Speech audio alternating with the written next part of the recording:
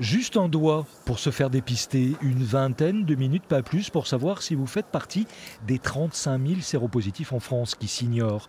Plus de 30 ans de militantisme associatif, de recherche médicale, de progrès dans les thérapies ont finalement relégué le sida dans le bas du classement des angoisses collectives. Et pourtant, le virus rôde toujours, la mobilisation est encore d'actualité. C'est une épidémie sous contrôle. On sait que c'est sous contrôle, il y a quand même toujours 6 000 nouvelles contaminations par an. Ce chiffre-là, il baisse difficilement.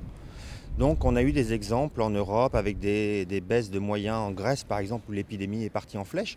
Voilà, on est toujours dans la vigilance parce qu'on sait que l'épidémie pourrait repartir assez facilement.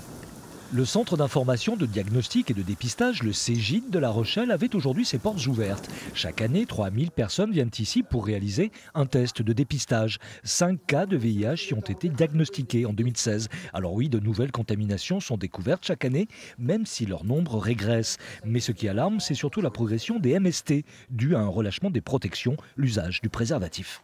La syphilis qui, depuis le début des années 2000, augmente, mais qui a vraiment explosé en France en 2016, et dans nos régions y compris.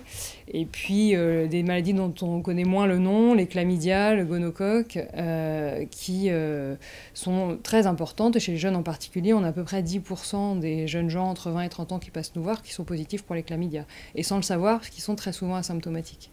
Aujourd'hui, 70% des découvertes de séropositivité concernent des hommes. En Nouvelle-Aquitaine, 7000 patients sont pris en charge dans les différents hôpitaux de la région. En Poitou-Charentes, on estime que 400 personnes ignorent être porteuses du VIH.